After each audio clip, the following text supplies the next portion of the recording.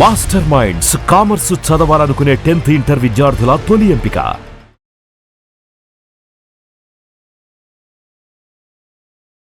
Hello viewers, welcome to Suman TV. So తింటూ నేను బరువు తగ్గొచ్చా అంటే నేను బరువు తగ్గుతాను, కానీ నేను ఏది తినాలి అనుకుంటే అది తినేస్తాను అని అడుగుతూ ఉంటారు కొంతమంది డాక్టర్స్ని కూడా. సో అలాంటివి అడిగినప్పుడు డాక్టర్స్ ఫీలింగ్ ఏంటంటే, అసలు తింటూనే బరువు తగ్గాలి అనుకుంటే నీ డైట్లో కొన్ని మార్పులు ఇవన్నీ చేసుకుంటేనే కదా డైట్ అనేది ప్రాపర్గా ఉన్నప్పుడే ఎక్కడైతే ఆ కొవ్వు పేరుకుపోయిందో, సో కొలెస్ట్రాల్ కావచ్చు, ఇవన్నీ కూడా తగ్గుతాయి. అప్పుడే నీకు కరెక్ట్ బాడీ మాస్ అనేది తెలుస్తుంది అని.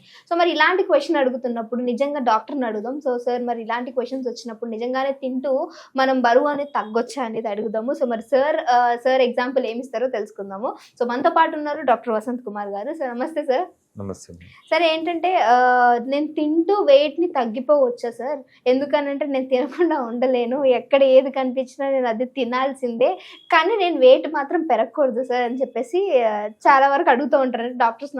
మాతో డిస్కస్ చేస్తూ ఉంటారు. సో ఇలాంటి వాళ్ళకి మీరు ఇచ్చే ఎగ్జాంపుల్ ఏంటి? అసలు నిజంగానే తింటూ వెయిట్ తగ్గొచ్చు అంటారు? ఇట్స్ ఇంపాసిబుల్ థింగ్ అమ్మా. తింటూ అంటే ప్రతిదీ తింటూ తగ్గొచ్చు అనేది it's not a good thing. ఏంటంటే కార్బోహైడ్రేట్ ఏదైతే చెప్పానో, షుగర్ అండ్ కార్బోహైడ్రేట్ పక్కన పడేసి మిగతా తినండి తగ్గుతారు. మిగతా తినండి తగ్గుతారు. అవి లేకుండా ఎలా sir?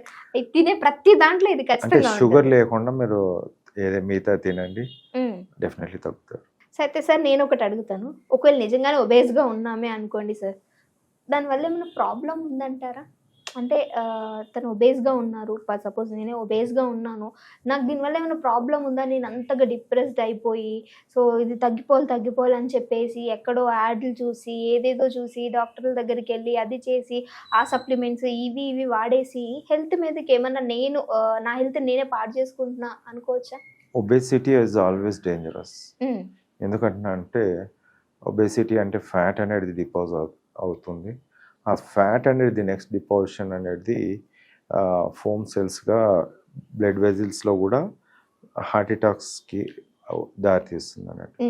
And it is not at all అక్కడ హార్ట్ అటాక్స్ హార్ట్ మీద ఎఫెక్ట్ అవ్వడము, బ్రెయిన్ మీద ఎఫెక్ట్ అవ్వడము, ఇంకొకటి ఏంటంటే ఫ్యాటీ లివర్ రావడము, ఇలాంటి చాలా ఉన్నాయి.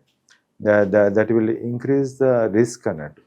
ఇప్పుడు మీరు అడిగిన ప్రశ్నకు ఒక విధంగా చెప్పాలంటే, తినేవాళ్ళు ఒక రన్నింగ్ చేసుకుంటూ తినచ్చు. ప్లేట్లో పెట్టుకొని రన్నింగ్ చేసుకుంటూ తినమనండి. Is it possible? నో కదా, నాట్ ఎట్ ఆల్ సార్. అప్పుడు రన్నింగ్ చేసుకుంటూ తింటే బరువు అనేది తగ్గుతాయి. It is not at all possible. ప్రతిదీ కూడా మనము కాంప్రమైజ్ అయిపోయి చేస్తేనే వెయిట్ లాస్ అనేది ఉంటుంది. Without that it is impossible. తింటూ చాలామంది, ఇప్పుడు నేను ఒక కార్డియాలజిస్ట్ చెప్తుండగా చూసాను, ఈ మందులు వాడండి మీరు వెయిట్ లాస్ అవుతారు, ఇది ఇంకా బాగుంది ఈ మందులు, దీంతో ఇంకా వెయిట్ లాస్. ఆ పదము బాగానే ఉంది, ఇట్ ఈస్ గుడ్, లిజనింగ్కి మంచి వినడానికి చాలా బాగుంది. కానీ ఆ పదానికి అర్థం ఏంటంటే, మీరు తీసుకున్నప్పుడు మీ మెటబాలిజం ఇంక్రీజ్ చేసేది ఇలా ఉంటుంది, first one. Second one is, మీరు తిన్నట్టు మీ కడుపులో అరగకుండా అలానే డైజెషన్ కాకుండా తిన్నట్టు వెళ్ళిపోవడం, వాళ్ళు అడిగిన ప్రశ్నకు ఆన్సర్ ఇలా వెళ్ళిపోవడం. సో ఇక్కడ ఏమవుతుందంటే, డైజెషన్ కాదు, ప్రోటీన్ రాదు, లిపిడ్స్ రాదు, వైటమిన్స్ రావు, కార్బోహైడ్రేట్ రాదు, మరి తిన్నది ఎందుకు? పైగా ఆ చెప్పిన డ్రగ్స్, వాళ్ళు చెప్పే డ్రగ్స్ ఏదైతే ఉన్నాయో అది వాడినట్టయితే ఇంకా సైడ్ ఎఫెక్ట్స్ ఇంకా ఉండొచ్చు. ఇప్పుడు ఓన్లీ తిన్నదాన్ని మనం అలా పంపించేసినప్పుడు ఇంకా బాడీ మెటబాలిజంలో ఇంకెంత డిస్టర్బ్ చేసి ఉంటుంది అనేది కూడా మనం చూసుకోవాల్సిన అవసరం. అందుకే అంటారు, ఇప్పుడు న్యాచురల్గా దొరికిన దాన్ని తినకుండా అన్యాచురల్గా పోయి చావడం ఎందుకు? అంతే కదా. ఇప్పుడు న్యాచురల్ ఈజ్ వాట్? ఒక ఆదిమానవుడు ఉండి long back, thousands of years back ఏం తిన్నాడు? మాంసం. పచ్చి మాంసం.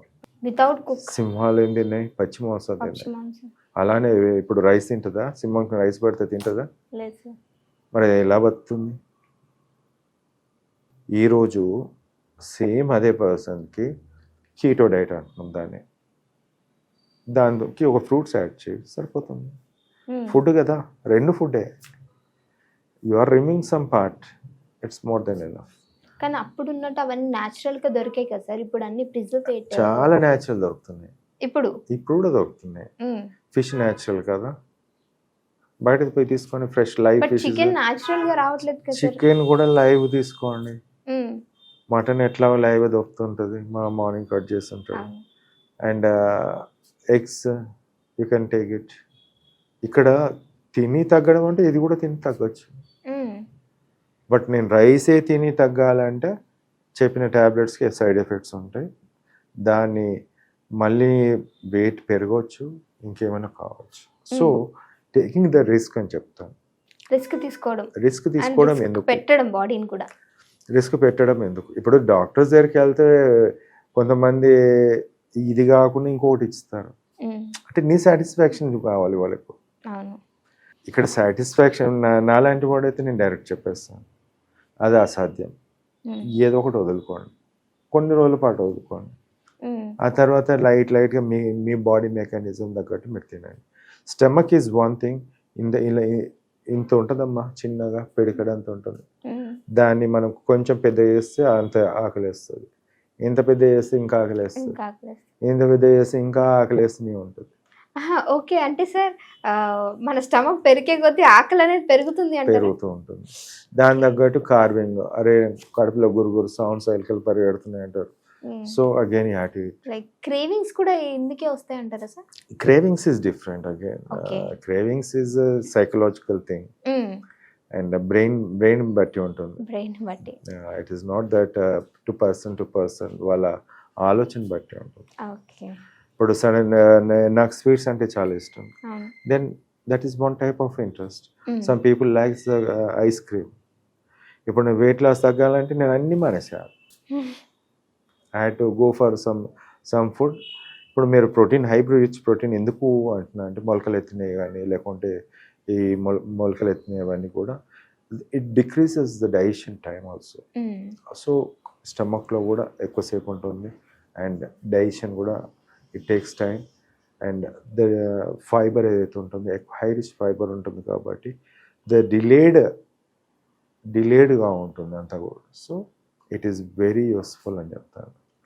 And it's impossible by eating, impossible by taking the drugs, not good for health or going for the surgery also.